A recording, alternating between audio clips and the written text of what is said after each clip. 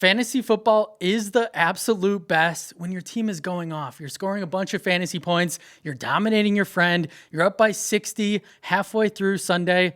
It's incredible. It feels good. It makes you excited to play fantasy football. Well, you're in luck if you have any of these guys on this list because I think these 10 players are going to go absolutely crazy in week 7 of fantasy football. Let's start with my bold call of the week. Tyjae Spears, I think he's set to boom not only this week, but for the rest of the season. Yeah, he's on the Tennessee Titans offense. You don't love that, but the positive here is they have no one on offense, right? That's why we love Spears, because they're starving for playmakers. They need Tyjae Spears on offense, especially this week. Who do they have at wide receiver? No Calvin Ridley in this one as he deals with the hamstring injury, which could mean Spears is going to be even more involved in the passing game, who saw his snaps skyrocket last week, 60% snap share in week 6 compared to 26% of the snaps in week 5, which makes sense. He was coming off that ankle injury. They were trying to ease him back in. But since Spears has returned, he has been phenomenal as he ranks 8th in missed tackles forced per attempt, 10th in yards after contact per attempt. And it's finally looking like Tennessee wants to utilize arguably their most talented player on offense this season, as Tyjae Spears did not see more than 50% of the snaps until week 15 last year. And obviously this year, his usage on pass down situations has earned him a bigger role. He's the guy that they want when they're throwing the football. But that trend is going to continue for the rest of the year because Tennessee is a terrible team, which means they're going to be trailing in most games, which means they're going to be throwing the football a lot, which means Tyjae Spears is going to be the guy in this backfield. I don't think Tony Pollard is a very good football player anymore. Ever since he left Dallas, ever since he suffered that hip drop tackle injury, he has not been the same. And I think Spears is going to continue to cook and have a ton of opportunities on offense.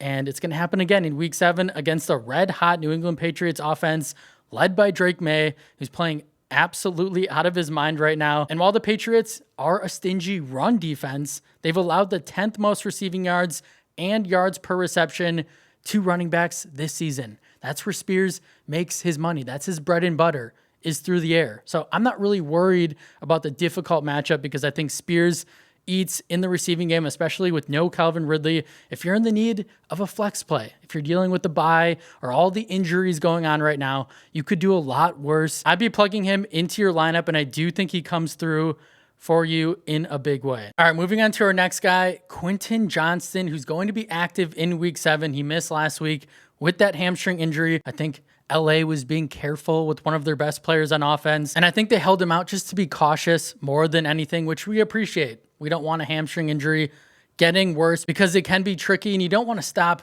Johnston from what he's doing this year. He's been on absolute fire through the first 4 weeks of the season. He's the wide receiver 3 in fantasy, averaging 19.9 fantasy points per game. He has 14 plus fantasy points in every game but one this season, 22% target share, 36% of the team's air yards, 26.4 first read share, meaning Herbert is throwing to him early and often, while averaging 8 targets per game, 2.07 yards per route run, 14.5 yards per reception. Like, what is there not to love here? It's pretty evident at this point that Johnston is the clear-cut alpha wide receiver 1 on this Chargers offense that's going to continue to throw the football at a very high rate. If you drafted Quentin, snagged him off the waiver wire, if he was somehow available before he started producing, congrats, because he is looking like a true league winner. And I'm expecting another big performance in week 7 against the Colts, who have allowed the 4th most fantasy points per game to receivers. This could also be a high-scoring affair with Daniel Jones, Jonathan Taylor. That offense in Indy is absolutely cooking right now. So if you have Johnston, you can feel really good about plugging him back into your lineup. He's going to be a full go, and I'm expecting good things from the really talented receiver. All right, moving on to our next guy, Ja'Cory Krosky-Merritt. Don't let last week's performance by Bill deter you from plugging him into your starting lineup again this week, because I truly think he is going to go bonkers in week 7. And let me tell you why. Bill took over as the workhorse back for the Commanders last week. We know he fumbled. We know it wasn't a great game, but he still saw 67% of the snaps, 17 of the 19 running back carries, along with 46% of the routes. All those numbers were season highs. Monday Night Football against the Bears, like we said, was rough. But do not forget what JCM did the week before in week 5, where he looked like a really, really good NFL running back. 14 carries, 111 yards, 2 touchdowns, 2 receptions, 39 yards, 27 fantasy points. Over the last 2 games, Bill has averaged 17 touches, 109 total yards per game, while ranking 3rd in explosive run rate, 7th in yards after contact per attempt, and he gets another easy matchup to make up for what he did or what he did not do last week, because this week he gets the Dallas Cowboys, who you can run all over, as they've allowed the 3rd most fantasy points to running backs this season and the 4th most rushing yards per game to the position. So go back to the well with Bill, plug him into your starting lineup, and I do think he has a big fantasy day. All right, moving on to our next guy, Davante Adams. This one should be obvious, right? No Puka Nacua. Unfortunately, he's going to be out for the next several weeks. So what does that mean? Adams is going to smash this week and pretty much in every game until Puka returns, as Adams has seen 8+ targets in every game but one this season, along with the 2nd most end zone targets in the NFL. I think Davante should probably have more than 3 touchdowns on the year. I feel like every time I turn on that game, Stafford is missing Adams in the red zone, which probably won't continue because we know the quarterback that Matthew Stafford is. He's one of the best in football, and I would expect those near misses to change. Davante Adams is going to be a touchdown monster this year. Regardless, Adams is 3rd in expected fantasy points per game at 17.5. And the last time he faced off against Jacksonville, yeah, it was a different team, different quarterback, but still, he crushed the Jaguars for 9 receptions, 198 yards, and 2 touchdowns. And I think Adams is going to cook the Jaguars yet again in London, as they are allowing the most yards in the NFL to perimeter receivers this season, along with the 7th most fantasy points to the position and 256 passing yards per game, which ranks 29th. Like, what more do we need to say? And we know JSN just crushed this Jacksonville Jaguars defense last week. He had 30 fantasy points, and while Davante isn't what JSN is at this point, I think he's still probably going to have a massive game. All right, moving on to our next guy, Quinshon Judkins, another guy coming off a bad game, but keep the faith, keep the confidence. Judkins needs to be in your starting lineup this week, and he's been playing really good football outside of week 6, where he had 12 carries for 36 yards, 3.6 fantasy points, but that was more of a game script thing than anything. The Browns got down early, and all they wanted to do was throw the football. They let the rookie quarterback in Dillon Gabriel drop back and pass 52 times, and that was clearly not the answer. It didn't work, and hopefully it was a big learning lesson for head coach Kevin Stefanski, because what does he need to be doing? He needs to be feeding his best player on offense, which is not Dillon Gabriel. It's Quinshon Judkins, and they might not have much of an option in week 7 because all the weather reports that I'm seeing, there's going to be crazy wind gusts of up to 50 to 60 miles per hour. Like, that's insane. We'll see. I know the weather stuff always kind of gets blown out of proportion the days leading up, and then you're watching the game and you're like, what? So that could be the case. But I think Judkins, regardless of the wind situation or not, should have a huge day, should see a ton of volume in this one as well, in a matchup against the Miami Dolphins that is excellent, as they are allowing the 5th most fantasy points to running backs this season, along with the most rushing yards. I feel like every week, whatever running back is going against the Dolphins usually goes off. Keep the confidence with Quinshon, and I would be expecting him to have a massive fantasy day. All right, moving on to our next guy, Rashee Rice. You did not wait 6 weeks for Rice to finally come back, to just leave him on your bench this week. I don't care about, we don't know the usage. We don't know necessarily if he's going to be a full go, even though all reports are saying that he is. You're starting him. If Rice is on your roster, he is in your starting lineup. Do not overthink this one, whether he gets a full amount of snaps or not. He is top 12 upside at the position this week, and he should be fully healed coming off that knee injury as well. And let's not forget, Rice was the wide receiver 2 in fantasy before getting hurt last year, 17 plus fantasy points in all 3 games, and led the NFL in receptions and ranked 2nd in receiving yards over that span. I think Rice is going to be inserted back into this red-hot Kansas City Chiefs offense and be Patrick Mahomes' top target. Like, it's going to be exactly what we saw last year. before he got hurt. And the matchup against the Las Vegas Raiders is very nice as well, as they've allowed the 5th most fantasy points per game and yards to receivers this season. And the Raiders run a ton of zone coverage, whether it's cover 3 or cover 4. And last year, Rice was targeted on 43% of his routes versus those coverages. So the matchup is great. He's Rashee Rice. He's going to be the dude in this offense. You're starting him regardless, unless you somehow have a better option. Rashee is going to be in your lineup, and you gotta be super excited to be able to plug him into your wide receiver 1, wide receiver 2 spot. And yeah, he's probably going to go off in his first week back. All right, moving on to our next guy, Jordan Mason, who's been pretty average for fantasy overall since kind of taking over as the lead back. Outside of that one big game in week 3 where he racked up 16 carries, 116 yards, 2 touchdowns, 23.6 fantasy points, he's been okay. Right? He hasn't really been that productive in terms of from a fantasy football perspective, but his advanced metrics are still telling us that this is a really good football player who's just been held back by a struggling, banged up offensive line, quarterback change. Like, there's been a lot going on with this Vikings offense, and Mason has done well with what he's had in front of him, as he ranks 10th in missed tackles forced per attempt, 14th in explosive run rate.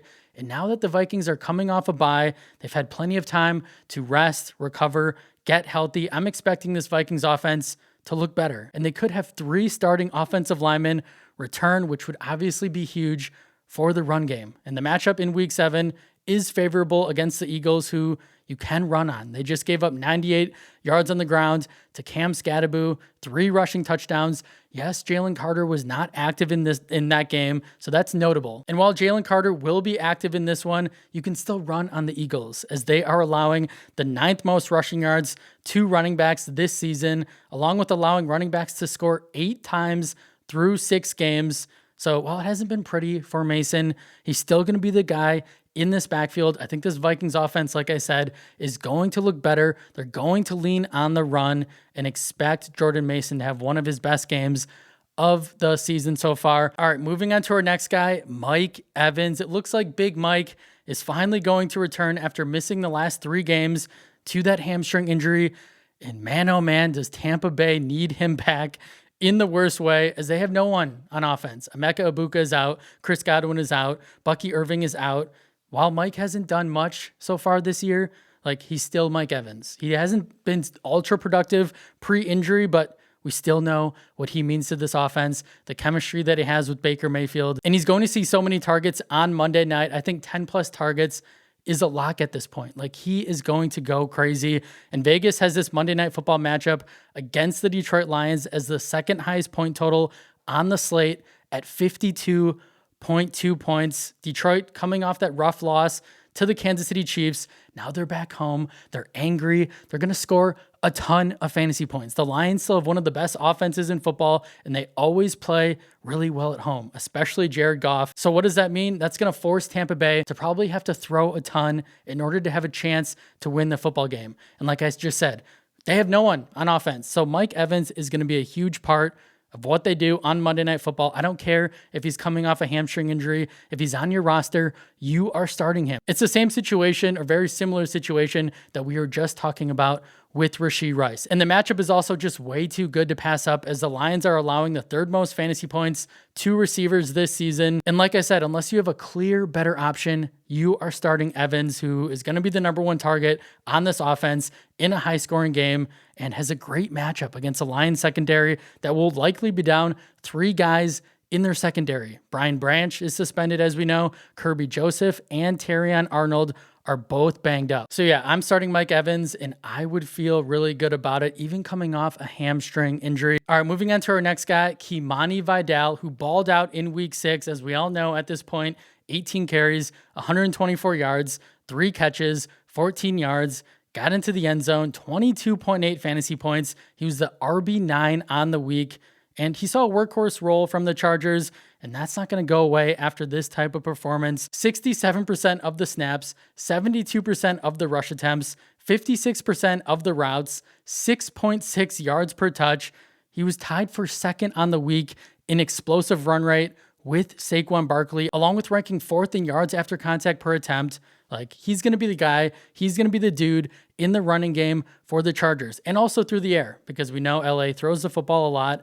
Vidal can get it done that way as well. And I think Vidal is going to be very usable for fantasy until Hampton returns. And even in what looks like a tougher matchup against the Colts, as they are allowing the 11th fewest fantasy points to running backs on the year, they are also allowing the 6th most yards before contact per attempt and the 13th highest explosive run rate. So if Vidal is on your roster, plug him into your starting lineup. I think he has a nice fantasy day again in week 7. And I would not be shocked at all if Kimani falls into the end zone. All right, moving on to our next guy, George Kittle, the best tight end in the National Football League, ladies and gentlemen, is back and is ready to save your fantasy football team. If you spent a round 3, round 4 pick on him this summer, you're really happy that Kittle is back.